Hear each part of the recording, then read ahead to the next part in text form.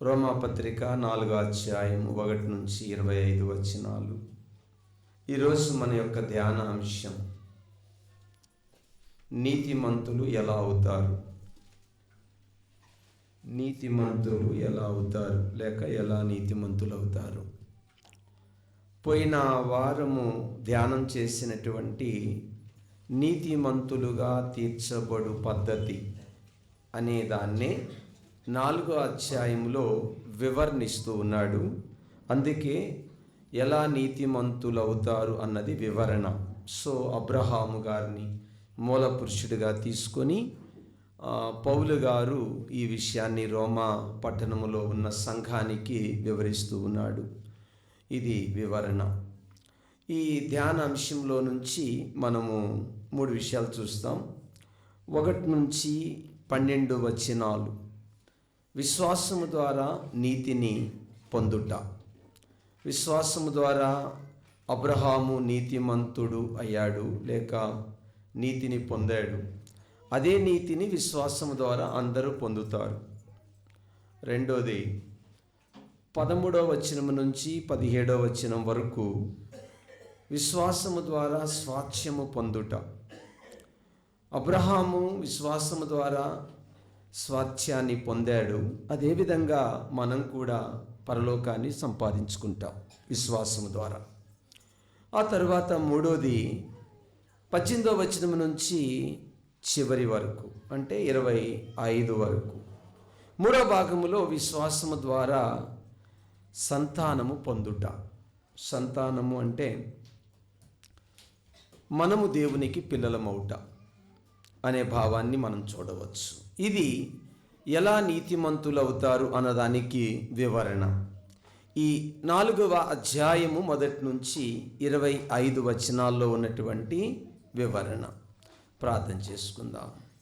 ప్రేమ కలిగిన మా పరలోకపు తండ్రి, నీ కృపచేత మేము రక్షింపబడ్డాము.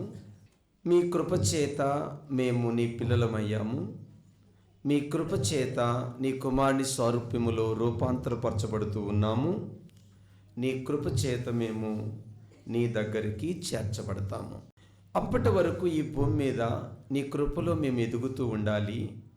మీ కృపలో ఎదుగుతూ ఉండడానికి మీ మాటలు మమ్మలను ఎదిగింపచేస్తున్నాయి. మనుష్యుడు రెట్టు వలన కాదు, దేవుని నోటి నుండి వచ్చు మాట వలన బ్రతుకుతారు అని మీరు చెప్పిన మాటను బట్టి మీకు స్తుతి కలుగునుగాక. నేను నీ పిల్లలు బ్రతుకున్నట్లు మా మనస్సు అటు ఇటు పోకుండా వాక్యం మీదనే లగ్నం చేసి వాక్యములో ఉన్న జీవమును మేము అనుభవించినట్లు దీవించమని యేసుక్రీస్తు నామమున అడుగుచున్నాము తండ్రి, ఆమేన్. ప్రభునందు ప్రేమైనటువంటి దేవుని బిడ్డలారా, మనము 4వ అధ్యాయము 12 వచనాలను మొదట ధ్యానం చేద్దాం. ఈ 12 వచనాలలో పౌలు గారు రోమా సంఘానికి తెలియచేస్తున్న విషయం ఏంటంటే, ముఖ్యంగా రోమా సంఘములో ఉన్న యూదులైన వారికి తెలియచేస్తున్న విషయం ఏంటంటే, మూల పురుషుడైన అబ్రహాము ఎలా నీతిమంతుడయ్యాడు. క్రియలను బట్టియా, ధర్మశాస్త్రమును బట్టియా? కాదు. ఎందుకనగా అప్పటికి ధర్మశాస్త్రము లేదు. అబ్రహాము ఒక కల్దీల దేశంలో పుట్టాడు. దాన్ని మనం ప్రస్తుతము ఇరాన్ అని పిలుస్తున్నాం. ఇరాన్ అని పిలుస్తున్నాం. ఈ కల్దీల దేశంలో విగ్రహారాధన కుటుంబంలో పుట్టినటువంటి ఈయన ఒక రోజున విగ్రహాలు మోసుకొని ఆయన వెళుతూ ఉన్నప్పుడు వాళ్ళ నాన్నగారు విగ్రహాలను తయారు చేసే వ్యక్తనియు, వాటిని ఈయన అమ్ముతున్న వ్యక్తనియు చరిత్రలో మనము గమనించవచ్చు. సరే, అలా వెళుతున్నప్పుడు ఒక విగ్రహము గంపజారి కింద పడడం, తర్వాత ఎంతో బాధతో తండ్రి దగ్గరికి వెళ్ళి, నాన్న మరిది ఇలా కింద పడింది, అది పగిలిపోయింది అని చెప్పడం. ఆ తరువాత తండ్రి, దానికి ఎందుకు అంత బాధపడతావు, అది పోతే ఇంకొకటి తయారు చేస్తాను అని చెప్పడం. మనిషి తయారు చేసేది దేవుడు ఎట్లా అవుతాడు అన్న ఆలోచన ఆయనకి రావడం. ఆ సందర్భములో లేక అలా ఆలోచిస్తున్నటువంటి రోజులలో దేవుని వాక్కు అబ్రహాముకు రావడం, అబ్రహాము గారు ఆ వాక్కును నమ్మడం, ఆ నమ్మిక దేవుని దృష్టిలో నీతిగా ఎంచబడ్డం జరిగింది. అప్పటికి ధర్మశాస్త్రం లేదు. సో నేను మీకు గతములో చెప్పినట్లుగా ప్రతి హృదయములో దేవుడు ధర్మశాస్త్రాన్ని వ్రాసాడు.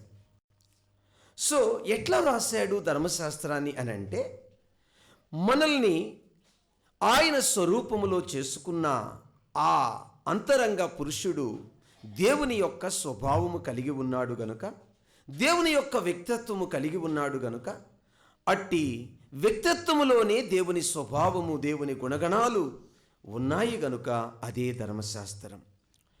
అందుకే ఏ మారుమూల ప్రాంతములో మనిషి అక్కడ ఉన్నప్పటికీ, నాగరికత తెలియనప్పటికీ, దేవుని గురించిన అవగాహన లేనప్పటికీ, అది రాయైనా చెట్టైనా పుట్టైనా దేన్నైనా ఎందుకు దేవుడని పూజిస్తాడనంటే, దేవుని గూర్చిన ఒక ఆకలి మనిషిలో ఉన్నది.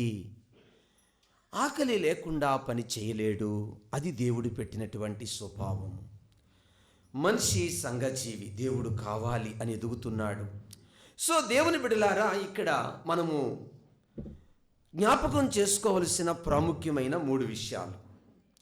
ఈ 12వ వచనము నుంచి ఈ 1వ వచనము నుండి 12వ వచనం వరకు 3 ప్రాముఖ్యమైన విషయాలు గమనించవచ్చు. నెంబర్ 1, 5వ వచనములో వాని విశ్వాసమును బట్టి నీతిగా ఎంచబడెను. 5వ వచనం అండి, వాని విశ్వాసము. మీకు అర్థమైంది అనుకుంటాను నేను చెప్పిన ఉదాహరణ అబ్రాహాము గురించి. సో విశ్వాసము ద్వారా నీతిమంతుడుగా ఎంచబడ్డాడు. 5వ వచనం. ఆ తర్వాత 8వ వచనానికి వచ్చేటప్పటికి 2వ వ్యక్తిని తీసుకుంటాడు. ఆ 2వ వ్యక్తి దావీదు. యూదులు ప్రధానంగా వారు ఎంచుకునే వాళ్ళల్లో మొదట అబ్రహాము గారు, 2వది దావీదు గారు. వాళ్ళ దృష్టిలో గొప్పగా ఎంచుకునేవాళ్ళు. ఈయన 8వ వచనంలో ఏం మాట్లాడతాడు దావీదు అని అంటే, పాపములకు క్షమాపణ నొందినవాడు, దేవుని దృష్టిలో నిర్దోషిగా ఎంచబడినవాడు ధన్యుడు అనే 8వ వచనాన్ని ఆధారం చేసుకొని 2వ వ్యక్తి గురించి మాట్లాడతాడు. ఆ తరువాత 11వ వచనానికి వచ్చేటప్పటికి ఆయన ఈ నీతి పొందిన తరువాత గుర్తుగా, ముద్రగా సున్నతి ఇవ్వబడింది అనే విషయాన్ని మాట్లాడతాడు. ఓకేనా? ఈ 3 విషయాలు వివరిస్తాను. ఓకే, ఇప్పుడు 5వ వచనం. 5వ వచనములో వాని విశ్వాసము నీతిగా ఎంచబడెను. దీన్ని గ్రీకులో నుంచి మనము చదివి తెలుగులో తర్జుమా చేస్తే దీని భావం ఇలా వస్తుంది: జమ చేయుట అని అర్థం వస్తుంది. ఎంచబడుట అనే ఈ పదము తెలుగులో అంటే ఆ గ్రీకు వర్డ్ నుండి తెలుగులో మనం సరిగ్గా తర్జుమా చేస్తే జమ చేయుట అని అర్థం వస్తుంది. మీకు వివరిస్తాను. జమ అంటే, ఉదాహరణకి ఉద్యోగస్తులకి ఈ విషయం బాగా తెలుసు. మీరు నెలంతా కష్టపడతారు, మీ అకౌంట్లో ఆ గవర్నమెంట్ మీకు ఇవ్వాల్సిన శాలరీని ఏం చేస్తారు? జమ చేస్తారు. అయితే అది నువ్వు కష్టపడ్డావు గనుక వారు నీకు జమ చేశారు. బట్ ఈ సందర్భంలో అర్థం ఏంటంటే అదే చెప్తాడు. ఏమని చెప్తాడంటే, చూడండి, కష్టపడిన వాడికి జీతము రుణం, దానము అనబడదు. అయితే భక్తిహీనుని విశ్వాసము ద్వారా దేవుడు నీతిమంతుడుగా ఎంచాడు అని అంటే అది కష్టము వలన లేదా క్రియల వలన ఎంచిన నీతి కాదు, అది విశ్వాసము వలన అనే విషయాన్ని విశదీకరిస్తాడు. మీకు అర్థమైందండి? జమ చేయుట. ఇక్కడ మనకి మన అకౌంట్లో కష్టము చేస్తే జమ చేయడము అన్నది అది క్రియ, కష్టపడకుండా జమ చేయడం అన్నది కృప. ఎలా జమ చేయబడింది? కృప వలన జమ చేయబడింది. సో నీతిగా ఎంచుట అని అంటే నీతిని జమ చేయుట. మన అకౌంట్లో నీతిని జమ చేయుట. దేవుని పిల్లలారా, మనమందరము కూడా మూల పురుషుడైన అబ్రహాములో ఉన్న విశ్వాసము నీవు నేను కలిగి ఉన్నాము కాబట్టి మన అకౌంట్లో తండ్రైన దేవుడు యేసుక్రీస్తు నీతిని జమ చేశాడని తెలుసుకో. సో పౌలు వాళ్ళకి ఏం చెప్తున్నాడంటే, మీరు ధర్మశాస్త్రం అని పట్టి దాన్ని పట్టుకొని వదలకున్నారు కదా, ధర్మశాస్త్రము వలన మీరు గొప్పగా ఎంచుకుంటున్న అబ్రహాము గారు నీతిమంతుడు అవలేదు. అబ్రహాము గారు ఎట్లా నీతిమంతుడయ్యాడంటే వాని విశ్వాసమును బట్టి. ఎవరి యందు విశ్వాసం అంటే దేవుని యందు. స్పెసిఫిక్గా మనం థింక్ చేస్తే యేసుక్రీస్తు నీ కొరకు నా కొరకు భవిష్యత్తులో ఆయన మనందరి కొరకు బలియాగము కాబోతున్న ఆ విషయముపై వారు విశ్వాసం ఉంచారు గనుక దేవుడు వారిని నీతిమంతులుగా ఎంచడం జరిగింది అనే విషయాన్ని 5వ వచనం వరకు మనము గమనించవచ్చు. ఆ తరువాత మళ్ళీ ఆయన 8వ వచనానికి వచ్చి ఓ అద్భుతమైన విషయాన్ని వారికి గుర్తు చేస్తాడు. ఏమిటి అద్భుతమైన విషయం అంటే, సరే ఒకవేళ మీరు అయ్యా అబ్రాహాము కాలంలో ధర్మశాస్త్రం లేదంటున్నారు, మరి దావీదు కాలంలో ధర్మశాస్త్రం ఉంది కదా, అట్లయినచో దావీదేమంటున్నాడో చెప్తాను మీకు అని కీర్తన గ్రంథం 32వ కీర్తన 1-2 వచనాలు తీసుకున్నాడు. ఎవరు? పౌలు. ఆ కీర్తన గ్రంథం 32వ కీర్తన 1-2 తీసుకొని ఎవరి పాపములు క్షమించబడునో, అంటే ప్రాయశ్చిత్తము పరిహారం అనే పదాలు ఉంటాయి, క్షమించబడునో దేవుని చేత ఎవడు నిర్దోషి అని ఎంచబడునో వాడు ధన్యుడు. ఈ సందర్భము ధర్మశాస్త్ర క్రియలను బట్టి చెప్పబడిందా, లేక దేవుడు ఉచితముగానే అంటే కృప ద్వారా వాణ్ణి నీతిమంతుడుగా ఎంచడం అనే విషయం గురించి మాట్లాడడం జరిగిందా? అయితే మీరు బాగుగా ఎంచుకుంటున్న రెండవ వ్యక్తి అయిన దావీదు కాలానికి ధర్మశాస్త్రం ఉన్నది కదా ఓ రోమా సంఘములో ఉన్న యూదులారా. అట్లయినచో మరి దావీదు ఏ ధన్యుడి గురించి ధన్యవచనం మాట్లాడుతున్నాడు? దేవుని చేత ధర్మశాస్త్రమును బట్టి నిర్దోషని ఎంచబడునా? నో, అట్లా కుదరదే. ఎందుకని?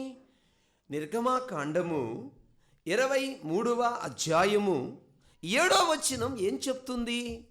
దేవుడు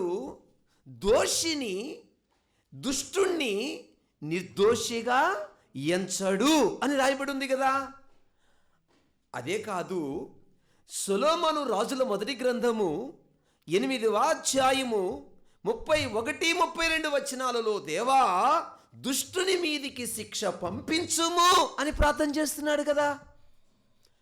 ద్వితీయోపదేశ కాండము 25వ అధ్యాయము 1 నుంచి చదివితే న్యాయాధిపతులు దుష్టుణ్ణి దుష్టుడుగాను తీర్పు తీరుస్తున్నారు కదా.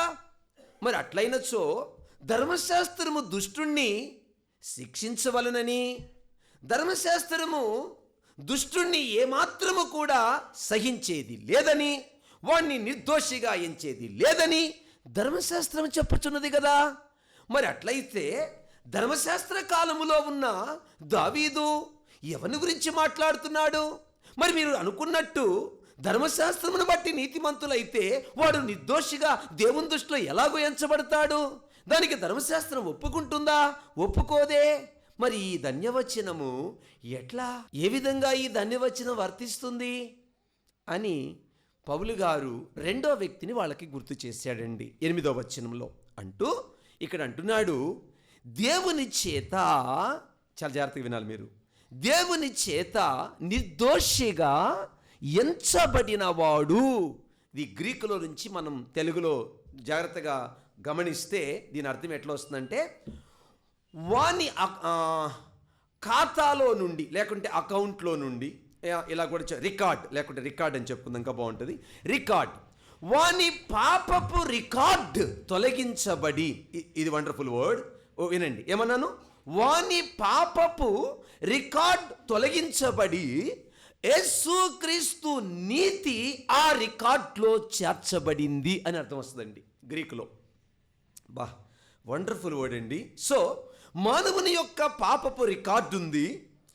మనం పుట్టినప్పటి నుంచి, పుట్టకముందు మనం పాపపు రికార్డే ఉంటుంది. ఎందుకంటే యేసుక్రీస్తు ఈ లోకానికి రాకమునుపు మొదటి ఆదాము నుండి మొదటి ఆదాము పాపం అందరి మీద మోపబడింది. సో మనము పుట్టుకలోనే మనకు కర్మ పాపం అంటే తెలిసి తప్పు చేయకపోయినా ఆ పాపం మన మీద ఉంది కనుక మన రికార్డులో పాపం ఉంది. అంతేకాదు, వయసు వచ్చిన తర్వాత, మంచి చెడులు తెలిసిన తర్వాత ఆ బిడ్డ ఎదిగే కొలది ఆ పాప స్వభావాన్ని అనుభవిస్తాడు. అది కర్మ అంటే తెలిసి చేయడం. అంతకుముందు ఆ పాప స్వభావం లోన ఉందని తెలియదు, అది పసిబిడ్డగా ఉన్నప్పుడు. వయస్సు పెరిగే కొలది ఆ పాపపు స్వభావము అతను అనుభవిస్తాడు. సో ఇదంతా అక్కడి నుంచి ఎక్కడ ఏం చేశాడు, ఎప్పుడు ఏ తప్పు చేశాడు, ఎలాంటి ఏ తప్పు చేశాడు, ఏ ఆలోచన చేశాడు, ఏ చెడ్డ తలంపులు తలంచాడు, ఏ ఊహలు చెడ్డ ఊహలు ఊహించాడు, ఎక్కడ ఏం చేశాడు, ఎన్ని తప్పులు చేశాడు, ఇదంతా కూడా ఒక రికార్డు ఉంటుంది. చాలా జాగ్రత్తగానండి. సో ఈ పాపపు రికార్డు అంతా కూడా మొదటి ఆదామును బట్టి పాపపు రికార్డు ఉంది. 2, నీకు వయసు వచ్చిన తర్వాత ఆ స్వభావమును బట్టి నువ్వు చేసిన పాపాన్ని బట్టి కూడా పాపపు రికార్డు ఉంది.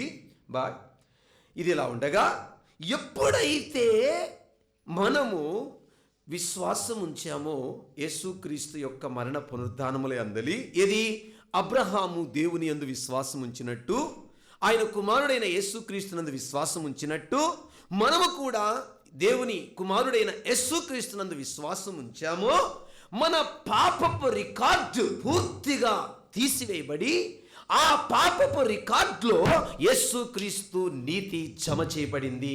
చప్పట్లు కొడదాం గట్టిగా, ప్రైజ్ ద లార్డ్. ఇదండి వండర్ఫుల్ వర్డ్. విశ్వాసము ద్వారా నీతిని ఎలా పొందుతాము? ఏమండి, నేను ఇంకా అర్థమైనట్టు చెప్తాను మీకు. పరలోకంలో ఓ పెద్ద గ్రంథం ఏంటంటే భూలోకంలో ఉన్న బైబిల్. ఆ గ్రంథము ఇట్లా తీసి ఉంది. పేజీలు తిరిగేస్తూ ఉంటే అక్కడక్కడ వైట్ పేపర్ కనబడింది. అప్పుడు ప్రభువా, భూలోకంలో ఉన్న బైబిలేనా ఈ పరలోకంలో ఉన్న బైబిలు అని ప్రభువుని అడగడం జరిగింది. అవును అన్నారు ప్రభు. అట్లయినచో భూలోకంలో ఉన్న బైబిల్కి ఎక్కడా ఖాళీ లేదే, అంతా రాయబడిందే, ఇక్కడ మధ్యలో తుడిచిపెట్టబడిందే అని. ఉదాహరణకి, ప్రభువా, భూమి మీద దావీదు గురించి మేము చదివాము, దావీదు బెత్షెబాతో పాపం చేశాడు అని ఉందే, పరలోక బైబిల్లో అది లేదే అంటే అప్పుడు ప్రభు ఇలా చెప్పాడు, ఆ పాపాన్ని నా రక్తములో నేను తుడిచివేశాను. సో ఏమీ లేదయ్యా మన మన రికార్డులో అనంటే పాపము లేదు. అరే పాస్టర్ గారు, నేను పుట్టిన తర్వాత నేను చాలా భయంకరమైనటువంటి రోత జీవితం, రోత బ్రతుకు ఇవన్నీ కూడా లేవా? ఏమీ లేవు. మొత్తము నీ పాపపు రికార్డు తీసివేయబడింది. దేవుని పిల్లలారా, మన పట్ల దేవుడు చేసిన కార్యం నీకు తెలుసా? ఎలా నీతిమంతులమయ్యాం? పార్ట్ 1 విశ్వాసము ద్వారా. మూల పురుషుడు అబ్రాహాము ఎలా నీతిమంతుడయ్యాడు? విశ్వాసము ద్వారా. ఎవరి యందు విశ్వాసము ద్వారా? యేసుక్రీస్తు మరణ పునరుత్థానముల యందు విశ్వాసము ద్వారా. ఓకే, మనము 3 పాయింట్స్ అనుకున్నాం కదా ఈ భాగంలో. ఎన్ని చెప్పాను ఇప్పటి వరకు? 2 చెప్పాను. 3 చెప్తున్నాను. 11వ వచనం. 11వ వచనంలో అప్పుడు ఈ విషయం చెప్పిన తర్వాత అంటాడు పౌలు గారు, బాబు మీకు నేను ఎలా అంటే, నేను మెడకేస్తే కాలుకేస్తే మెడకేస్తాను, నాకు తెలుసు మీ సంగతి. నేను యూదున్నే కాబట్టి మీకు ఎలాంటి తలంపులు వస్తాయి నాకు తెలుసు. ఇప్పుడు మీ బుర్రలోకి ఒకటి వచ్చేసింది ఆల్రెడీ. ఏంటి అదంటే సున్నతి. అట్టయితే సున్నతి ఎందుకు అని మీరు అడుగుతారు, నాకు తెలుసు ఆ సంగతి. కాబట్టి చెప్తున్నాను వినండి. సున్నతి ఎప్పుడు ఇవ్వబడింది నాయనా? అబ్రహాము గారు నీతిమంతుడుగా ఎంచబడిన తరువాత సున్నతి ఇవ్వబడిందా? సున్నతి ఇవ్వబడిన తరువాత నీతిమంతుడుగా ఎంచబడ్డాడా? అబ్రహాము గారికి సున్నతి ఇవ్వబడిన తరువాత నీతిమంతుడుగా ఎంచబడలేదు. అబ్రహాము విశ్వాసము ద్వారా నీతిమంతుడుగా ఎంచబడిన తరువాత సున్నతి ఇవ్వబడి. వై? ఎందుకు? 11వ వచనంలో ఆన్సర్ ఉంది. అది ముద్రగా లేదా గుర్తుగా. దేనికి గుర్తు చెప్పాలి? దేనికి గుర్తు? నీతికి ముద్రగా.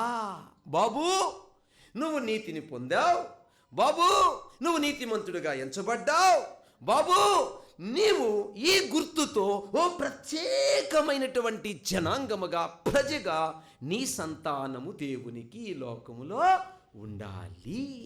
నేను రాను దినాల్లో మరి చాలామందికి చాలా డౌట్స్ ఉన్నాయి. పాస్టర్ గారు, దేవుడు ఇశ్రాయేలు ప్రజలను ఎందుకు ఎన్నుకున్నాడు, మరి అది పక్షపాతం కాదా అని ఇలాంటి డౌట్స్ చాలా ఉన్నాయి. ఇవన్నీ కూడా రోమా పత్రికలో క్లియర్ అయిపోతాయి. ఏ డౌట్స్ మనకు ఉండవు. నేను మిగిలిన భాగంలో వాటన్నిటిని వివరిస్తానండి. సో మీరేం వరి అవ్వద్దు. అసలు దేవుడు వాళ్ళని ఎన్నుకోవడంలో ప్రణాళిక ఇవన్నీ కూడా దాంట్లో ఇమిడి ఉన్నాయి. దాని యొక్క భావాన్ని మీకు తర్వాత చెప్తాను. ఓకే, సో ఈ సందర్భంలో మనం క్యాచ్ చేయాల్సిన ఒక ప్రాముఖ్యమైన విషయం ఉంది. నీతికి గుర్తు ఏమిటి అని అంటే సున్నతి. అంతేగాని సున్నతి నీతి కాదు, సున్నతి రక్షణ కాదు, సున్నతి నీతిగా ఎంచబడలేదు. నీతికి గుర్తుగా, ముద్రగా సున్నతి ఇవ్వబడింది. ఇప్పుడు దాన్ని మనము ఈ కాలములో ఎట్లా తీసుకోవాలి అని అంటే బాప్తీసం. ప్రజెంట్ ఈ కాలంలో మనము బాప్తీసానికి దాన్ని చిహ్నంగా తీసుకోవచ్చు. ఇప్పుడు మనము యేసుక్రీస్తుని ఏ రోజైతే నమ్మామో, లేదా మనము ఏ రోజు దేవుని దృష్టిలో నీతిగా ఎంచబడ్డామో దానికి గుర్తుగా ఈరోజు మనం ఏం తీసుకుంటున్నాము? బాప్తీసం. అయితే దుఃఖకరమైన విషయం ఏంటంటే చాలామంది బాప్తీసాన్ని హైలైట్ చేసి నిజమైనటువంటి దేవుడిచ్చే నీతిని పక్కన తొక్కివేశారు. అది దుఃఖకరమైన విషయం. ఏమంటారు తెలుసా? అమ్మా నువ్వు రక్షింపబడ్డావా? ఎస్. నువ్వు ప్రభునందు విశ్వాసం ఉంచావా? ఎస్. నీవు యేసు ప్రభుని సొంత రక్షకుడు అంగీకరించావా? ఎస్. మరి బాప్తీసం తీసుకున్నావా? తీసుకోలేదు. ఎందుకని? అమ్మో సినిమాలు చూడకూడదు, అమ్మో అబద్ధాలు ఆడకూడదు, అమ్మో స్మోక్ చేయకూడదు, అమ్మో అది చేయకూడదు, ఇది చేయకూడదు, వడ్డీ వ్యాపారం చేయకూడదు, ఇట్లా చెప్తారు. నా ప్రశ్న ఏంటంటే బాప్తీసము నిన్ను నీతిగా ఎంచిందా? విశ్వాసము నిన్ను దేవుణ్ణి, విశ్వాసము ద్వారా నువ్వు నీతిమంతుడు అయ్యావా? బాప్తీసము ద్వారా నీతిమంతుడు అయ్యావా? మరి విశ్వాసము ద్వారా నీతిమంతుడైనప్పుడు బాప్తీసానికి ఎందుకు మనం ఆలస్యం చేస్తున్నాము? మళ్ళీ క్వశ్చన్ మార్క్. విశ్వాసము ద్వారా నీతిమంతులైన తరువాత నీవు బాప్తీసము అది గుర్తా లేకుంటే అది రక్షణ? రక్షణ అనడానికి 3 గుర్తులు చెప్పే గతంలో మీకు. చెప్పండి. A, B, C. A accept, B believe, C confession. దేవుని పిల్లలారా, రోమా పత్రిక 10వ అధ్యాయం 9వ వచనాన్ని బేస్ చేసుకొని ఈ మాటలు వచ్చాయి. ఏ, బి, సి. అక్కడ ఒక అద్భుతమైన మాట ఉంటుంది, మీకు తెలుసు కదా. యేసు ప్రభుని నోటితో ఒప్పుకొని. విన్నారా? చూడండి. ఏ యాక్సెప్ట్. సిలువలో దొంగ యేసు ప్రభు చేసిన కార్యమంతటిని, మానవుని యొక్క పాపాల నిమిత్తం ఆయన ఆ యొక్క సిలువ యజ్ఞాన్ని అనుభవించాడని యాక్సెప్ట్ చేశాడా? ఎస్. అట్లాగే నీ కొరకు ఇదంతా ప్రభు చేశాడు. ఓకేనా? యాక్సెప్ట్ చేసిన వాడు ఏం చేయాలి? బిలీవ్, నమ్మాలి. ఈ సుంకరి మీకు తెలుసు కదా, పరిసేయుడు సుంకరి. లూకాసు వార్త 18వ అధ్యాయం 13వ వచనం. ఈ సుంకరి ఏం చేస్తాడు? ఆకాశం వైపు కన్నులెత్తుటకు. సో నమ్మాడు. ఏమని? అయ్యో నా పాపము వల్ల నాకు శిక్ష ఉంది, బట్ ఈ పాపము నుండి విడిపించేది యేసు ప్రభువే. చూసారా? ఆ మాటలోనే మీకు అర్థం ఉంది. ఏమని? యేసు ప్రభు అని నోటితో ఒప్పుకొని, మృతులలో నుండి ఆయన్ని తిరిగి లేపినని మనము నమ్మిన ఎడలా నీవు రక్షింపబడుతూ. సరే తర్వాత లాస్ట్ మాట ఏంటి? యాక్సెప్ట్. చూడండి, ఒక వ్యక్తి ఎప్పుడైతే మొట్టమొదటిగా యాక్సెప్ట్ చేస్తాడో, ఎప్పుడైతే బిలీవ్ చేస్తాడో, మూడోది కన్ఫెషన్, ఒప్పుకోవాలి. అదే కదా ఆ మాట. 3 అక్కడే ఉన్నాయి ఆ 9వ వచనంలోని. యేసు ప్రభుని నోటితో ఒప్పుకొని ఇదంతా నా కొరకు చేశాడు. యాక్సెప్ట్. అర్థమైందా? అంతేకాదు విశ్వాసం. ఇది ఇలా చేయడానికి దేవుడు ఆయన్ని, నా పాపాలు నిమిత్తం ఆయన చనిపోయాడు, తిరిగి ఆయన లేచాడు. బిలీవ్. ఓకేనా? అట్లయినచ్చు నేనేం చేయాలి ఇప్పుడు చెప్పండి? ఏం చేయాలి? ఒప్పుకోలు. కన్ఫెషన్. ఒప్పుకోలు. నేను ఒప్పుకోవాలి. ప్రభువా, ఎస్ నేను పాపిని అని ఒప్పుకోవాలి. పాపినైన నేను, అది ఉదాహరణకి జక్కయ్యని తీసుకోవచ్చు మనం. జక్కయ్య ఏమన్నాడు? నేను ఎవరి దగ్గర న్యాయముగా తీసుకున్నో తిరిగి వాళ్ళకి ఇచ్చేస్తాను. ఒప్పుకోలు. ఎస్, ఒప్పుకోలు. అర్థమైందండి మీకు? దీన్ని రక్షణ అంటారు. దీనికి గుర్తుగా బాప్తీసం ఇవ్వబడింది. అదండి. కానీ మనోళ్ళు ఏం చేశారంటే బాప్తీసాన్ని హైలైట్ చేసి పడేశారు. ఎట్ట చేశారంటే డిసెంబర్ 25 తీసుకోవాలి. మరికొందరు 1వ తారీఖు కొత్త సంవత్సరం ఆ రోజే తీసుకోవాలి. హైలైట్ చేసేసారు దాన్ని. అర్థమైంది? ఒకసారి నా దగ్గరికి ఒక సహోదరు వచ్చింది. పాస్టర్ గారు నాకు బాప్తీసం ఇవ్వండి అని. నేనన్నాను, భయంకరమైన వర్షం వస్తుందమ్మా, ఇప్పుడే వాగు అంటే తెలుసు కదా, వర్షానికి పారుతుంది కదా, వాగులే అంటారు కదా ఇక్కడ. ఓకే, కాలువ, వాగు వస్తూ ఉంది, ఆ ఎర్ర నీళ్ళు వస్తూ ఉన్నాయి, మరి ఎట్లా అది, ఇది వర్షం తగ్గిపోయిన తర్వాత కావాలంటే ఆలోచిద్దామని ఆమె ఒకలాగా ముఖం పెట్టుకున్నది. సరే ఆ మాట అన్నాను. నేను లోనికి వెళ్ళి జస్ట్ అట్లా మోకరించాను. వెంటనే నా అంతరాత్మ నాకేం చెప్పిందో తెలుసా? ఈ లోపల ఆమె చనిపోతే ఆమె మరణం విషయంలో నువ్వు ఉత్తరవాదివి అన్నాడు. గుండె దడదడ కొట్టి వెంటనే ఆమెను పిలిచాను. ఆమె అడిగా, అమ్మా బాప్తీసం తీసుకోవడానికి ఎంత దూరం నుండి వచ్చామంటే 13 కిలోమీటర్లు నడిచి వచ్చింది ఆమె. ఆ తరువాత 3 కిలోమీటర్లు నడిచి అదే వర్షంలో తడుచుకుంటూ వెళ్ళి బాప్తీసం ఇచ్చాం. నపంసకుడితో పిలుపు మాట్లాడుతూ ఉన్నప్పుడు నపంసకుడికి వాక్యం అర్థమైన తర్వాత, అదంతా క్షణాల్లో జరిగిపోయిన అన్నట్టు, ఆ రథం మీద కూర్చున్నాడు, విషయం చెప్పాడు, అర్థమైపోయింది. ఇది యెషయా గ్రంథం, ఎవరి గురించి రాయబడింది? యేసుప్రభు గురించి రాయబడింది. యేసుప్రభు ఏం చేశాడు? ఇదిగో మన పాపాల కోసం చనిపోయాడు, తిరిగి లేచాడు. జస్ట్ అర్థమైపోయింది. అర్థమవగానే నపంసకుడైన మాట గుర్తుందా? అయ్యా ఇవిగో నీళ్లు, బాప్తీసమునికి ఏమైనా ఆటంకమా? ఆ కార్యములోన జరిగిపోయింది అని అంటే ఇక బాప్తీసం జరిగిపోవాల్సిందే. లేదు, నేను బాప్తీసానికి ప్రిపేర్ అయిపోయాను, బాప్తీసము తీసుకునేలోగా నేను చనిపోయాను, పరలోకానికి వెళ్ళిపోతాను. ఎందుకు? నీళ్లు నాకు పరలోకం ఇవ్వట్లేదు. ఆల్రెడీ నాలో అసలు కార్యము జరిగిపోయింది. లేదు, నేను ఆల్రెడీ ఆ విధంగా ప్రభుని విశ్వసించిన తరువాత, నేను జస్టిఫికేషన్, నీతిమంతుడిగా తీర్చబడిన తరువాత, అయినా నేను బాప్తీసానికి ఆలస్యం చేస్తున్నానంటే నువ్వు నరకానికే పోతావు. అదేంటి పాస్టర్ గారు, ఇప్పుడే చెప్పారు బాప్తీసం లేకపోతే పరలోకం పోతారని. బాప్తీసానికి అతను ఆటంకము చెయ్యలేదు గనుక. ఇప్పుడు ఉదాహరణకి దొంగ ఉన్నాడు, మళ్ళీ కానీ భూమి మీదకి వచ్చుంటే బాప్తీసము తీసుకునేవాడు. ఇది వచ్చే అవకాశము లేదు. నేను ఇంకా ఆలస్యం చేస్తున్నాను అని అంటే ఇంకా ఆయన్ని బిలీవ్ చేయలేదు, యాక్సెప్ట్ చేయలేదు, రక్షణ కార్యాన్ని అంగీకరించలేదు. కన్ఫెషన్, నేను నా నిజస్థితిని ఒప్పుకోలేదు, కాబట్టి నాకు రక్షణ లేదు. No salvation. అర్థమైందండి? సో వాళ్ళు ఏమనుకున్నారంటే సున్నతుంటే చాలు మేము పరలోకాన్ని సంపాదించుకుంటాము అని. కొంతమంది ఈ మధ్య పాపం ₹1,00,000 ఖర్చు పెట్టుకొని యోర్దాన్ దగ్గరికి వెళ్ళి బాప్తీసం తీసుకొచ్చుకుంటున్నారు. అంటే వాళ్ళు అనుకుంటున్నారు, యోర్దాను నదిలో బాప్తీసం తీసుకున్నాను కాబట్టి నాకు ప్రత్యేకమైన ఆహ్వానం ఉంది పరలోకానికని. No entry. ఏంటి? లోన రక్షణ కార్యం జరగకుండా యోర్దాను నదిలో మునిగినా కూడా నీకు పరలోకం లేదు. అదేంటి పాస్టర్ గారు, ₹1,00,000 నువ్వు 10 కోట్లు ఖర్చు పెట్టు. లేకుంటే యేసు ప్రభు బాప్తీసం తీసుకున్న స్థలమని నమ్ము. నో, నీకు రక్షణ రాదు. దేవుని పిల్లలారా, యూదులు వాళ్ళ మైండ్ సెటప్ని ఎరిగిన పౌలు ఎంత చక్కగా వివరిస్తున్నాడు చూసారా? బాబు, నీతికి ముద్రగా సున్నతి ఇవ్వబడింది, అట్లాగే రక్షింపబడ్డావనడానికి గుర్తుగా చెప్పండి బాప్తీసము మనకి ఇవ్వబడింది. కాబట్టి మనం బాప్తీసానికి ఆలస్యము చేయకూడదు. నువ్వు బాప్తీసానికి ఆలస్యం చేస్తూ, అయితే పాస్టర్ గారు మరి బాప్తీసం తీసుకుంటే అట్టుండాలా ఇట్టుండాలి. బిడ్డ పుట్టిన తరువాత ఏమండి, ఎప్పుడైతే బిడ్డ పుడతాడో మొట్టమొదటి చేసే పని ఏడస్తాడు. ఎప్పుడైతే బిడ్డ ఏడవడం ప్రారంభిస్తాడో అక్కడి నుంచి ఆకలి, బాడీ సిస్టమ్స్ పనిచేయడం ఇవన్నీ జరుగుతాయి. వాడు ఏడవలేదు అంటే ఖచ్చితంగా చచ్చిపోతాడని అర్థం.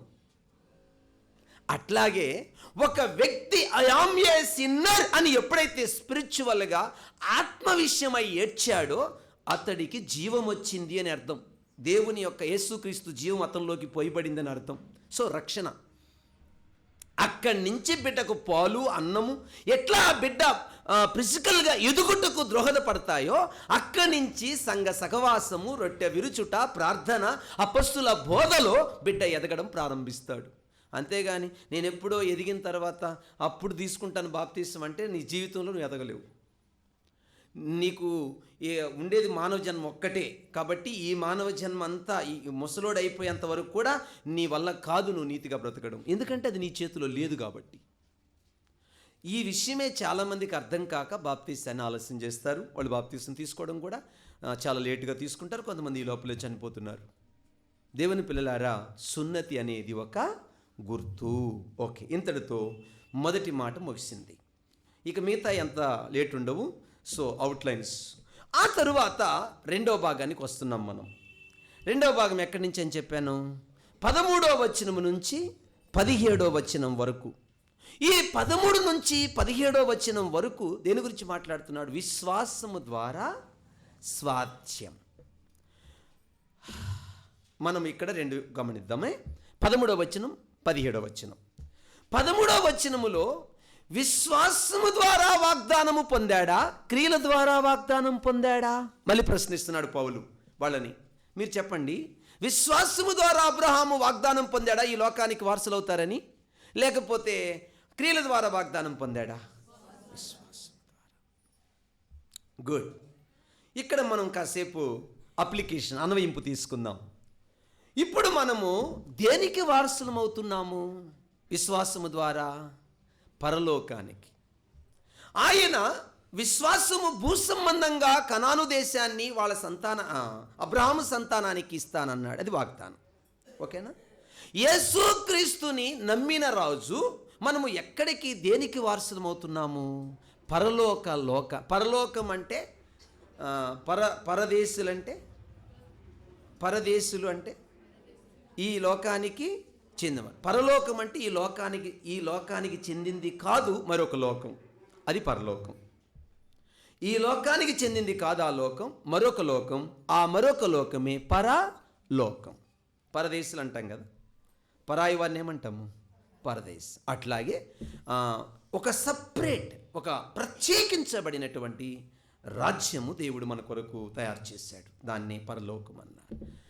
ఈ లోకానికి చెందినది పరలోకం. అటువంటి పరలోకానికి మనం ఏమైపోయాము? వారసులం. దేన్ని బట్టి? ఎట్లా అవుతామో చెప్తాను వినండి. మత్తయి సువార్త 19వ అధ్యాయం, మీరు ఎవరు చదవద్దండి, వినండి. మత్తయి సువార్త 19వ అధ్యాయం 16వ వచనంలో ఒక వ్యక్తి వచ్చి, నిత్య జీవమునకు వారసుడగుటకు నేనే మంచి కార్యము చేయాలి. యేసు ప్రభు వరుసగా ధర్మశాస్త్రంలో ఉన్నది చెప్పిన తర్వాత, అవన్నీ నేను చేస్తున్నాను ప్రభు అని ఆ వ్యక్తి అన్న తర్వాత, నీకు ఒకటి కొదువుగా ఉంది, ఆస్తి నమ్మి పేదలకు ఇమ్మని చెప్పిన తర్వాత వాడు ముఖము చిన్నబుచ్చుకొని వెళ్ళిపోయాడన్న విషయం మనం అక్కడ చూస్తాం ఆ వచనాలు చదివితే. నేను మీకు చెప్పాలనుకున్న విషయం ఏంటంటే, అబ్రహాము దేన్ని బట్టి లోకానికి వారసుడయ్యాడు? విశ్వాసమును బట్టి. పరలోకానికి, నిత్యత్వానికి మనము వారసులం అవ్వాలి అని అంటే మనం ఏముంచాలి? విశ్వాసం. ఇక్కడ మీరు థింక్ చేయాల్సిన విషయం ఏంటంటే, ఎవరి యందు విశ్వాసము? బైబిల్ తీసుకొని క్లియర్గా చదవండి, అందరు వినాలి. గలతీ 3:26. గలతీ పత్రిక 3వ అధ్యాయం, అందరూ వినాలి, మైకుంటే మైకులు చదవండి. 3:26. యేసు క్రీస్తు వినారండి, యేసు క్రీస్తు నందు మీరందరూ విశ్వాసము వలన, విన్నారా? ఇప్పుడు నీ కుమారుడు నీ ఆస్తికి వారసుడు, పరాయి వాళ్ళు నీకు ఆస్తికి వారసులు కారు. ఇప్పుడు పరలోకం ఎవరిది? దేవుని. ఇప్పుడు దేవుని యొక్క ఆస్తికి లేక నిత్యత్వానికి, నిత్య జీవానికి వారసులవ్వాలి అని అంటే దేవునికి ఏమైపోవాలి? మనం కుమారులం అవ్వాలి. మనము దేవునికి కుమారులయ్యే ఆ భాగ్యము ఎట్లా దేవుడు ఏర్పాటు చేశాడు ఈ భూమి మీద? అదేనండి. ఎట్లా అంటే మళ్ళీ విశ్వాసం అంటారు. యేసు క్రీస్తునందు, అదే ఆ మాట ఇప్పుడు చదివారు. ఎవరి యందు విశ్వాసం ఇది? నేను యెహోవా దేవుణ్ణి నమ్ముతానంటే కుదరదు. ఇక్కడ దేవుడు ఈ పదాన్ని ఉపయోగించాడు. అమ్మా, గలతీ 3:26 అందరూ అండర్లైన్ చేసుకోవాలి ఆ మాట. ఏమనుంది? యేసు క్రీస్తునందు మీరందరూ విశ్వాసము వలన. అది ఇప్పుడు చెప్పండి. ఇప్పుడు అతను ధర్మశాస్త్రాన్ని పాటిస్తున్నాడంటే దేవుని మీద, యెహోవా దేవుని మీద నమ్మకం ఉన్నట్టేనా? ఎవరికి? ఆ నిత్య జీవం కావాలన్న వ్యక్తికి ఉన్నట్టేనా? మరి ఆ నమ్మకమే అతని పరలోకం ఇచ్చే పని అయితే అతను చిన్నపుచ్చుకొని వెళ్ళిపోవాల్సిన అవసరం లేదు. ఇప్పుడు అతడు ఏమవ్వాలి? దేవునికి కుమారుడు అవ్వాలి. కుమారుడు అవ్వాలంటే అక్కడ ఎవరున్నారు? అక్కడ ఆ మాట్లాడిన వ్యక్తి ఎవరు? కుమారుడే, యేసు ప్రభు. ఇప్పుడు ఆ యేసు ప్రభుని ఏం చేయాలి? నమ్మాలి. నమ్మాడు అనడానికి బదులుగా ఇప్పుడు ఏం చేయాలి? ఇతను ఆస్తిని అమ్మేయాలి. ఒకవేళ నిజంగా అతను అమ్మేసే ఉన్నాడు అనుకోండి, అతనికి పట్టనంత ఆస్తి వచ్చి ఉండేది మళ్ళీ. కానీ దుఃఖకరమైన విషయం ఏంటంటే దేవుని యేసుక్రీస్తుని అతను నమ్మలేకపోయాడు. ఇప్పుడు అర్థమైందండి. యేసుక్రీస్తును నమ్మలేకపోయాడు కనుక ఏం కోల్పోయాడు? నిత్యత్వాన్ని కోల్పోయాడు. వెరీ సింపుల్ అండి. చూడండి ఎంత చిన్న విషయమో, చూడండి అది ఎంత చిన్న విషయమో. మీకు ఒక అద్భుతమైన ఉదాహరణ చెప్తాను. ఒకసారి ఏం జరిగిందంటే, ఒక వ్యక్తి వివాహం చేసుకున్న తర్వాత చాలా కాలం పిల్లలు లేరు. చాలా కాలం తర్వాత ఒక అబ్బాయి పుట్టాడు. ఎప్పుడంటే ఎక్కువ వయసులో, అంటే బాగా ఏజ్ అంతా అయిన తర్వాత అన్నట్టు. కొద్ది రోజులకి భార్య చనిపోయింది. ఇక తండ్రి కొడుకే ఉన్నారు. చాలా ఆస్తిపరుడు. ఆ ఇంట్లో ఒక పనివాడు ఉండేవాడు. చాలా చక్కగా ఈ బిడ్డను పుట్టినప్పటి నుంచి చూసుకుంటూ ఉండేవాడు. కొద్ది రోజులకి తండ్రి కూడా చనిపోయాడు. చాలా ఆస్తి. సరే, ఇక ఉన్న ఆస్తిని వేలం వేద్దామని గవర్నమెంట్ వారు స్వాధీనం చేసుకున్నారు అన్నట్టు. ఎందుకంటే ఇంకెవరు లేరు, అందరూ చనిపోయారు.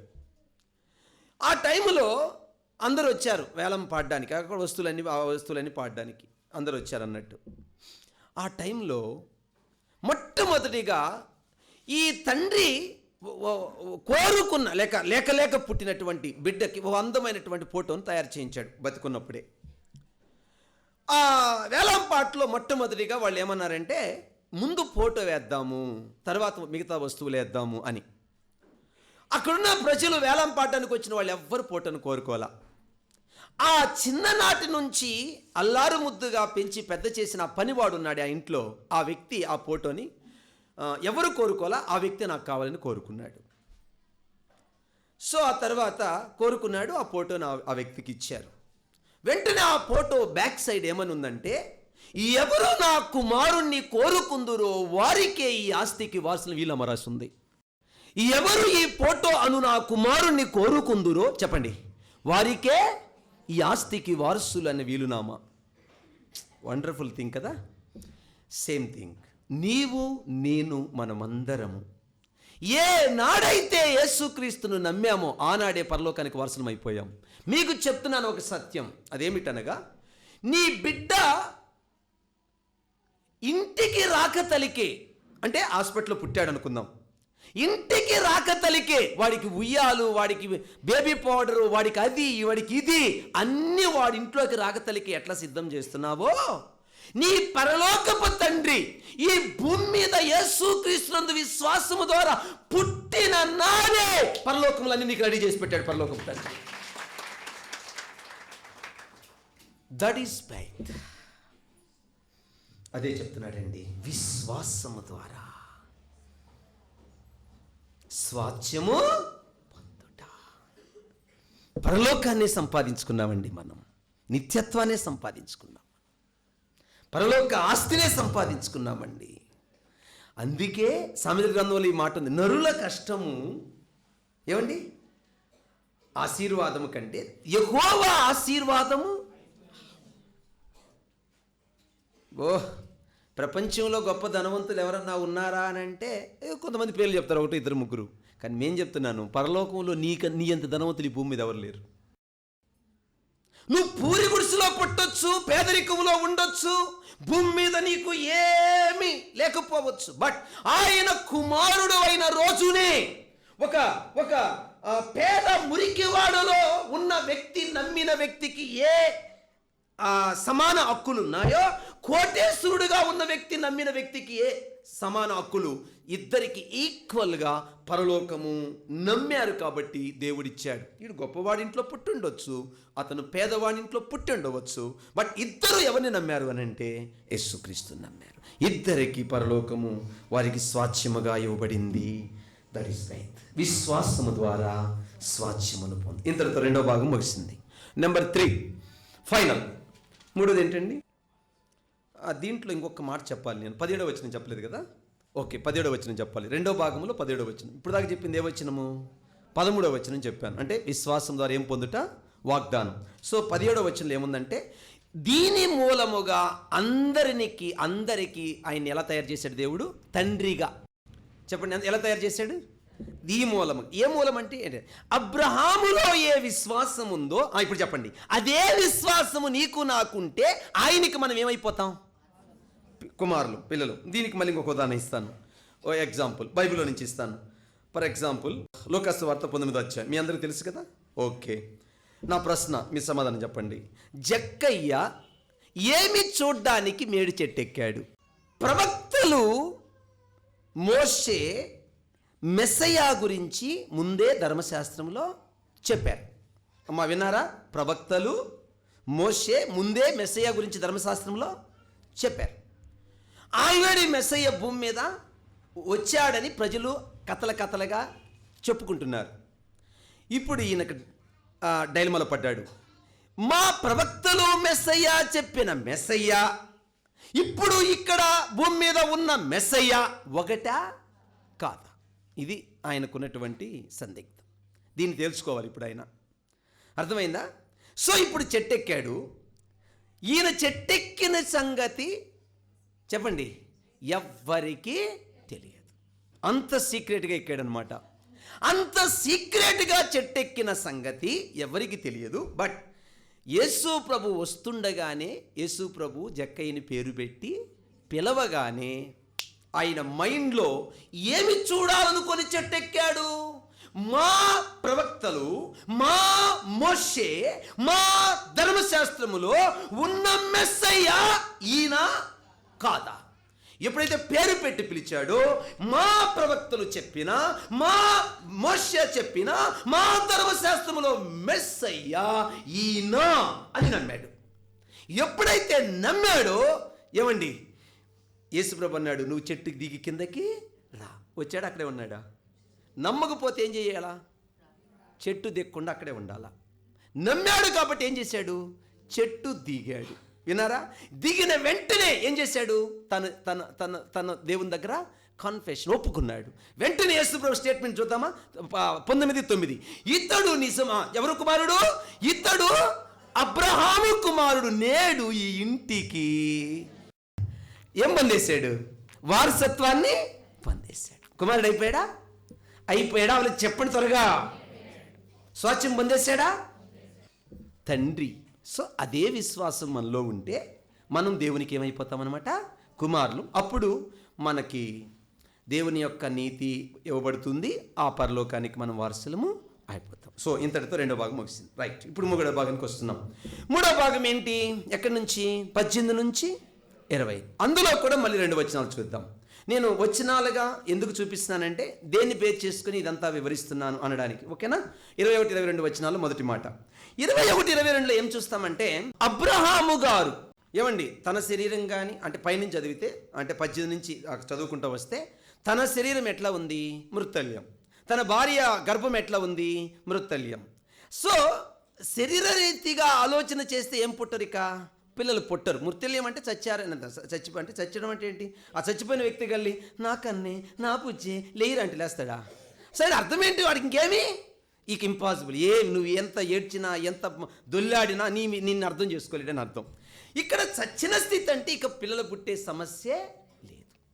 అయినా చెప్పండి, వాగ్దానము చేసిన వాడు నమ్మదగిన వాడని, అట్టి వాగ్దానమును అనుమానించక రూఢిగా నెరవేర్చువాడని నమ్మి, అక్కడ 21 ఏముందంటే విశ్వాసము వలన బలము పొంది. ఓకే, ఏం పొందాడు చెప్పండి అందరూ? బలం. ఆ తర్వాత 22వ వచనానికి వచ్చేటప్పటికి ఏమనుందంటే అది అతనికి నీతిగా ఎంచబడి. మీకు ఒక అద్భుతమైన విషయాన్ని చెప్పాలని ఆశిస్తున్నాను. 24వ వచనానికి వచ్చేటప్పటికి అతనికే కాదు ఎంచబడుట మనకు కూడా అనే పదం ఉంది. 24 వచనం చదవండి. అది అబ్రహాముకే కాదు, అట్లాంటి విశ్వాసము నాకు నీకుంటే మనల్ని కూడా దేవుడు ఎలా ఎంచుతాడట? ఇప్పుడు చెప్పండి, ఈ విశ్వాసము ఏం సంపాదించుకున్నాడు అబ్రాము? సంతానం. చెప్పండి, మూడోది పార్ట్ 3లో ఆయన విశ్వాసం ద్వారా ఏం సంపాదించుకున్నాడు? సంతానం. ఇప్పుడు వినండి, సేమ్ థింగ్. అదే విశ్వాసము ద్వారా మనము దేవునికి ఏమయ్యాము? సంతానం. మీరు చెప్పండి, చచ్చినవాడు దేవునికి కుమారుడవుతాడా? ఏమండి, మీకు అర్థమైందా? మృత్యుల్యమైన గర్భం, మృత్యుల్యమైనటువంటి ఆయన శరీరం, పిల్లలు పుట్టడానికి అవకాశం ఉందా? ఎంత విచిత్రం అంటే మళ్ళీ పెళ్లి చేసుకున్నాడు ఆయన. ఈ ఇసాకు పుట్టి శారమ్మ చచ్చిపోయిన తర్వాత మళ్ళీ పెళ్లి చేసుకున్నాడు. ఈ విచిత్రం చూడండి. అంటే ఈ ఈ ప్రజలు రకరకాలుగా ఇప్పుడు యేసుప్రభు పుట్టాడనడానికి ఎన్ని కథలు వెళ్ళారో, ఆయన పుట్టలేదనడానికి అట్లాంటి కథలు అల్లుతారనేమో. దేవుడు దీన్ని ఒక సవాలుగా, రుజువుగా, ఆయన ఎంత గొప్పవాడో, ఎంత సర్వశక్తిమంతుడో. ఏమండి, ఎల్ షడే అనే పదం ఉంది, సర్వశక్తిమంతుడని అర్థం ఆయన. అందుకే శారమ్మ చనిపోయిన తర్వాత, భార్య చనిపోతే ఏ వయసులో పెళ్లి చేసుకోవచ్చండి. సో వద్దనుకుంటే మానేయొచ్చు, బట్ ఇది బైబిల్ చెప్తున్న రూలు. సో ఇక్కడ సందర్భం ఏంటంటే, అక్కడ ఆమె మళ్ళీ కెతూరాను పెళ్లి చేసుకున్నాడు, 6 మంది పిల్లలను కన్నాడు. అంటే నీవు నేను దేవునికి పిల్లలు అవ్వడం ఇక జరగదంతే. అట్లాంటి స్థితిలో ఉన్న మనలని, లేక చచ్చిన స్థితిలో, అంటే ఇప్పుడు ఏంటంటే ఇక్కడ వండర్ఫుల్ థింగ్, నీవు నేను మనము ఎప్పుడు దేవునికి పిల్లమవుతామంటే, నా దాన ధర్మాలు, నా స్వనీతి, నా మంచి పనులు, నా మంచి క్రియలు ఏవి నన్ను నీతిమంతుడిగా చెయ్యలేవు, నేను చచ్చినోణ్ణి, చచ్చిన దాన్ని అని నువ్వు ఎంచుకొని అప్పుడు యేసుక్రీస్తునందు విశ్వాసం ఉంచితే నువ్వు దేవునికి సంతానం అయిపోతావు. సేమ్ థింగ్ అదేనండి ఇప్పుడు మనం చూస్తాం 3వ భాగంలో. ఓకేనా? ఇక్కడ ఏం జరిగిందంటే, మృతల్యంగా ఉన్నదాన్ని ఆయన నమ్మాడు. ఇది మృతల్యమే, బట్ ఇది దేవుడు చేయగలడు. నేను చచ్చిన స్థితిలో ఉన్నా, నేనెన్నడూ నీతిమంతుణ్ణి కాను, నేనెన్నడూ నీతిమంతురాల్ని కాను. ఎందుకంటే నా ఏ మంచి పనులు కూడా నాకు ఏమివ్వవు, నీతిని ఇవ్వవు అని నా చచ్చిన స్థితిని నేను గుర్తించాను. అందుకే నేను చాలాసార్లు మీకు చెప్తుంటాను, చాలామంది ఇలా అంటుంటారు, పాస్టర్ గారు ఈ బలహీనత పోవట్లేదు, ఈ త్రాగుడు పోవట్లేదు, ఇది రక్షింపబడిన తర్వాత సంగతి చెప్తున్నా, ఇలా చెప్తూ ఉంటారు. నేను వాళ్ళకి ఇదే చెప్తానండి, నీ చచ్చిన స్థితి నీవు ఎప్పుడు దేవుని దగ్గర వ్యక్తం చేయాలి. నా వల్ల కాదు, నేను దీన్ని జయించలేను, నాకు ఆ శక్తి లేదు, నేను బలహీనుణ్ణి, నేను బలహీనురాలిని, బట్ నీకు ఆ శక్తి ఉంది, నువ్వు దాన్ని నాకు జయము ఇవ్వగలవు అని నమ్మాలా. అని నమ్మి నువ్వు ప్రార్థన చేస్తే ఈజీగా ఆ వ్యసనాల నుంచి నువ్వు బయటకు వస్తావు, ఈజీగా వచ్చేస్తావు. అంత సులభం. అసలు నీకే మతిపోద్ది, నేనేనా వచ్చింది, నేనేనా మానింది, నేనేనా అబద్ధాలు మానింది, నేనేనా ఈ యొక్క సినిమాలు మానింది, అట్లా నీకే ఆశ్చర్యం వేస్తుంది అనమాట. అట్లాంటి ఫెయిత్. లాస్ట్లో ఒకటి చెప్పాలనుకున్నాను, అదేంటంటే, మనము నీతిమంతులమైన తరువాత తప్పు చేస్తే పరిస్థితి ఏంటి?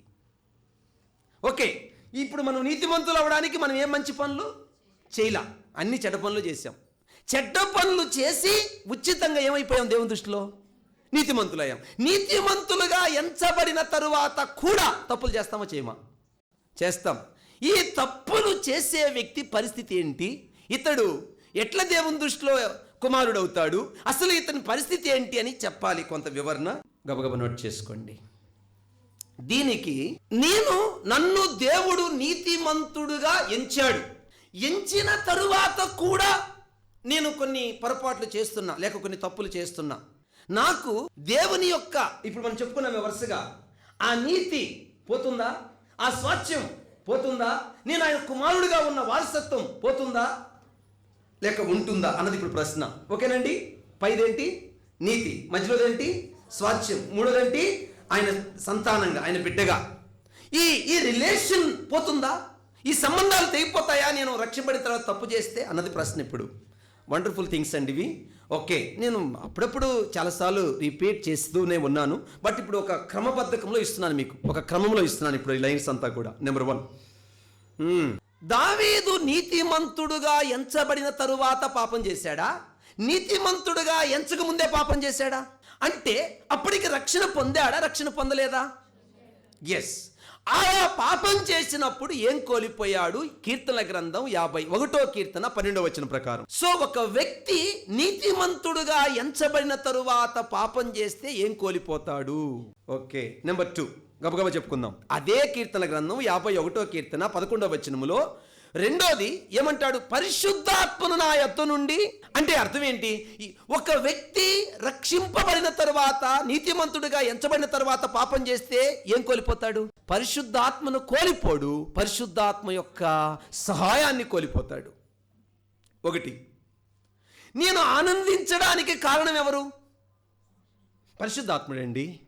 నేను ఎంజాయ్ చేయడానికి కారణం ఎవరు? పరిశుద్ధాత్మ దేవుడండి. నాకు వాక్యం అర్థమయ్యేటట్టు చేసేది ఎవరు? పరిశుద్ధాత్మ దేవుడండి. నా ప్రార్థన దేవుని దగ్గరకు తీసుకెళ్లేది ఎవరు? పరిశుద్ధాత్మ దేవుడండి. దేవుని యొక్క ఉద్దేశాలు నా ఆత్మకు అందించేది ఎవరు? పరిశుద్ధాత్మ దేవుడండి.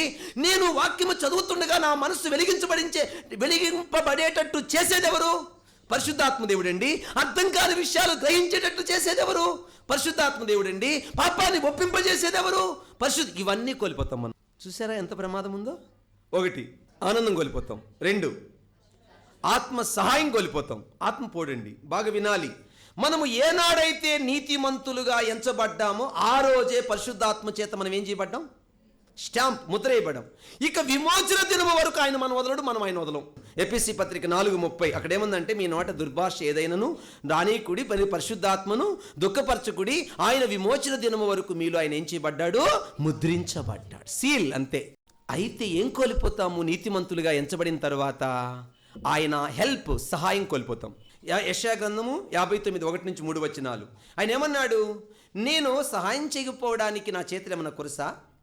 నేను మీకు మీ ప్రార్థన వినకపోవడానికి నా చెవులు ఏమైనా మందమైనా? నో. మరి ఎందుకని మీకును నాకును మధ్య ఏం అడ్డం వచ్చాయి? దోషములు. అదేంటి పాస్టర్ గారు, మీరు పాత నిబంధనలు చెప్తారు, కొత్త నిబంధనలు చెప్పరు? కొత్త నిబంధనలు కూడా చెప్తాను. ఓకే, యోహాను రాసిన మొదటి పత్రిక 3:21-22. మన హృదయము ఏ విషయాల్లో మన మీద దోషారోపణ చెయ్యను, ఆయా విషయాల్లో మనం ఆయనతో సమ్మతి పడకపోతే మన ప్రార్థన దేవుడు వినడు. 3వది, మన ప్రార్థన దేవుని దగ్గరికి పోదు. చూసారా? రక్షింపబడిన తర్వాత తప్పు చేస్తే వచ్చే 3వ నష్టం. ఓకేనా? తర్వాత 4వది ఏం జరుగుతుంది పాస్టర్ గారు? ఏప్రిల్ రాసిన పత్రిక 12:5-11 దాకా చదవాలి. మీరు చదివితే ఆడ ఒక అద్భుతమైన మాట ఉంటుంది. ఏమనంటే, తండ్రి శిక్షించిన కుమారుడు. అంటే ఖచ్చితంగా మనకి ఏమొస్తుంది అన్నమాట? పాపం చేసినందుకు శిక్ష. అర్థమైందా? ఇదే మాట ఎక్కడి నుంచి తీసుకున్నాడంటే, సామెతల గ్రంథం 3:11. సామెతల గ్రంథం 3:11 నుంచి తీసుకున్నాడు. ఎవరు? ఎబ్రీ గ్రంథకర్త తీసుకొని ఈ మాట వాడాడు. ఏమని? తండ్రి శిక్షించిన కుమార్. అంటే తండ్రి ఖచ్చితంగా బిడ్డను ఏం చేస్తాడు? శిక్షిస్తాడు. ఇప్పుడు మళ్ళీ ప్రశ్న, పాస్టర్ గారు నేను తప్పు చేసినప్పుడు నాకు వచ్చే శిక్ష ఎందుకు? చెప్తాను. కొరింథీయులకు రాసిన మొదటి పత్రిక 11:32. కొరింథీయులకు రాసిన మొదటి పత్రిక 11:32. అక్కడ ఏముందంటే, ఎందుకయ్యా దేవుడు మనల్ని శిక్షిస్తాడంటే, లోకముతో పాటు మనము ఏమనుభవించుకున్నట్లు శిక్ష. అదండి సీక్రెట్. అంటే లోకానికి ఏముంది? ఏంటి ఆ శిక్ష? అగ్ని ఆరదు. ఆ శిక్ష నుండి తప్పించబడ్డానికి రక్షింపబడిన మనకు శిక్ష ఉంది. అది గుర్తించాలి. ఇప్పుడు ఎన్ని చెప్పాను? వరుసగా చెప్పండి. 1, ఏం కోల్పోతాం? ఆనందం కోల్పోయిన వెంటనే ఎవరు పనిచేయడం మానేస్తారు? పరిశుద్ధాత్మ పనిచేయడం మానేన వెంటనే ఏమాగిపోద్ది? దేవుని దగ్గరికి ప్రార్థన ఆగిపోయిన వెంటనే నీకేమొస్తుంది? అంతే, ఖచ్చితంగా. ప్రతిరోజు నువ్వు కాపాడబడుతున్నావు అంటే ప్రేయర్. ప్రేయర్ పైకి వెళ్ళలేదు కాబట్టి ఇక వాడు వచ్చేస్తాడు. ఈగల మోత బెల్లం దగ్గరికి ఏమొస్తాయి. ఇప్పుడు వాడు వచ్చేసాడు. వాడికి నీ మీద అనుమతి వచ్చింది. ఎవరికి? సైతానికి. ఎవరి దగ్గర నుంచి అనుమతి తీసుకున్నాడు? వచ్చేసాడు. ఇప్పుడు వచ్చేసాడు. ఇక్కడ నేను ఫుట్బాల్ ఆడతాడు. అంతకుముందు రే సైతాన్ పోరా రా, నేను పోతాను. ఎక్కడికి పోతాను రా నేను.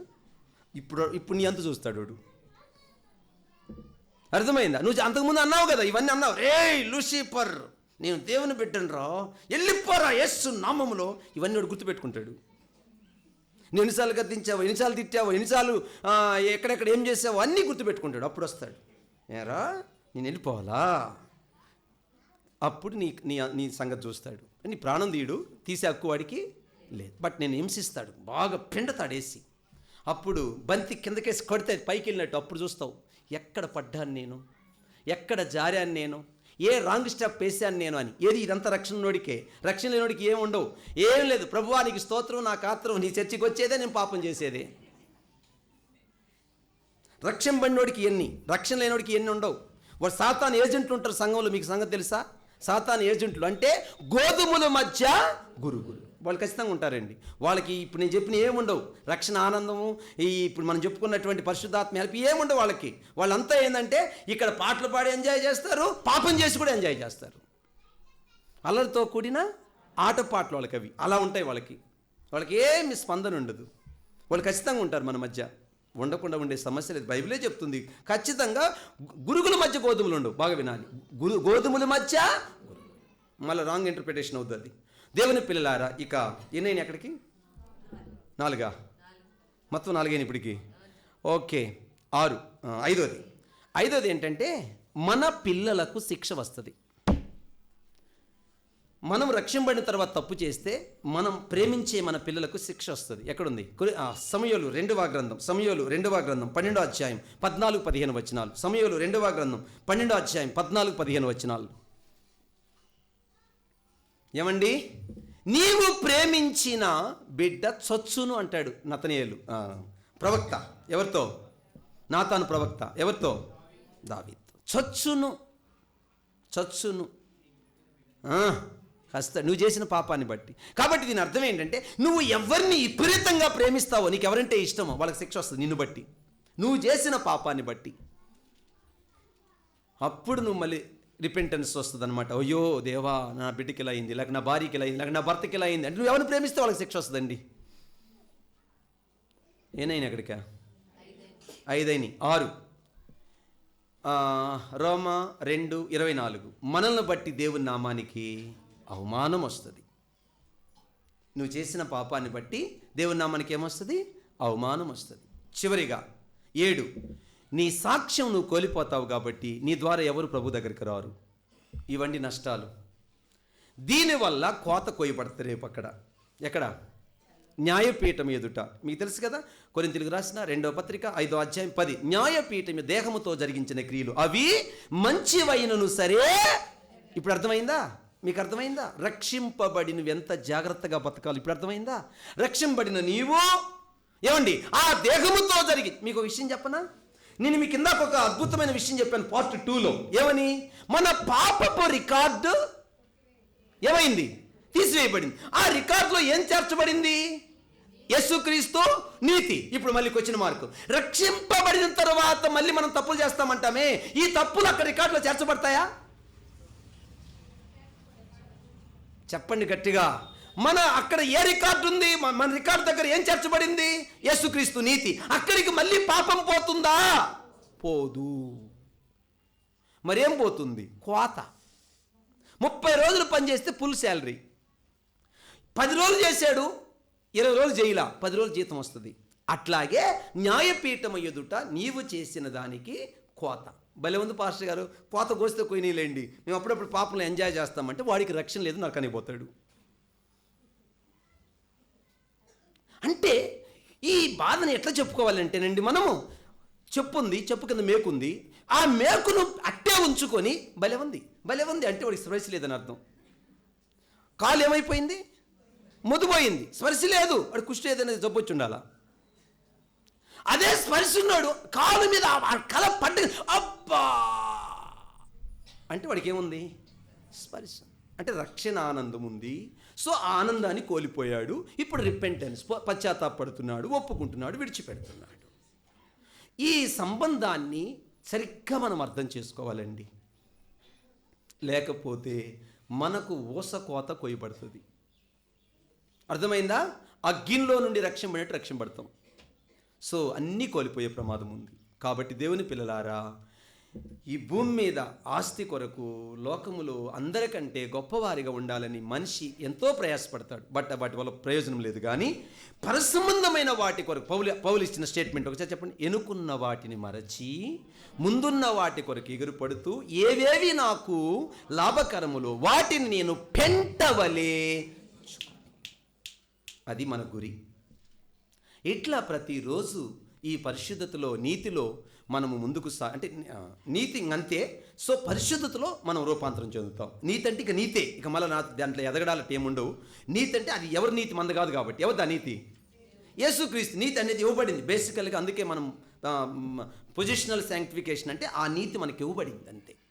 సో అక్కడి నుంచి క్రీస్తు స్వరూప్యంలో రూపాంతరం చెందుతాం పరిశుద్ధతలో. మాట, నడక, చూపు, ఊహ, ఆలోచన ఇవన్నీ కూడా క్రమక్రమంగా రూపాంతరపరచబడుతూ ఉంటాయి. దీన్నే ప్రాక్టికల్ శాంక్టిఫికేషన్ అన్నారు. సో ఈ అనుభవాన్ని మీరు గుర్తించాలి. ఎస్, ఈరోజు విన్న వాక్య ప్రకారము నేను నీతిమంతున్నయ్యానా? ఎస్ అయ్యాను.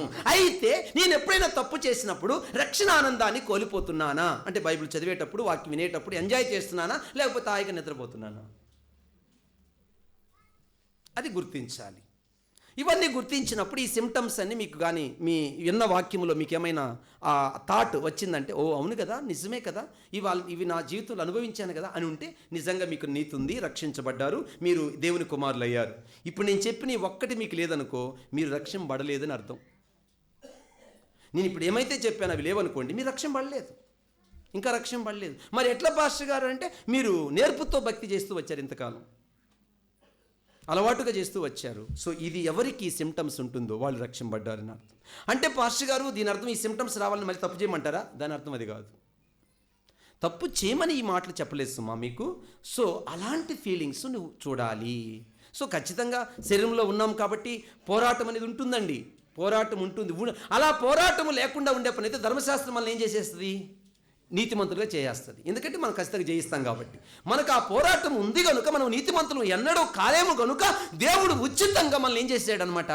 నీతిమంతులుగా తయారు చేస్తాడు. సో ఇప్పుడు మనం ఏం చేస్తున్నామంటే ఆ పరిశుద్ధతలో ప్రతిరోజు వినే వాక్యం ద్వారా, చేసే ప్రార్థన ద్వారా, ఆయనతో ఉన్న ఫెలోషిప్ ద్వారా, వ్యక్తిగత ప్రార్థన ద్వారా, కుటుంబ ప్రార్థన ద్వారా ఇవన్నీ ఎందుకు ఇవ్వబడ్డాయంటే ఆయన స్వరూప్యంలోనికి మనము ఎదగడానికి. ఓకే, ఇంకా చాలా విషయాలు ఉన్నాయి, వచ్చే వారం తెలుసుకుందాం. ఇంతటితో పాఠం సమాప్తం. మనమందరం లేచి నిలబడి ఒక్క నిమిషం ప్రభు పాదాల దగ్గర చిన్న ప్రార్థన చేద్దాం. ప్రభువా, నేను చాలా విషయాలు నేర్చుకున్నాను ఈరోజు. నీతిమంతులు ఎలా అవుతారు? 3 విషయాలు తెలుసుకున్నాను.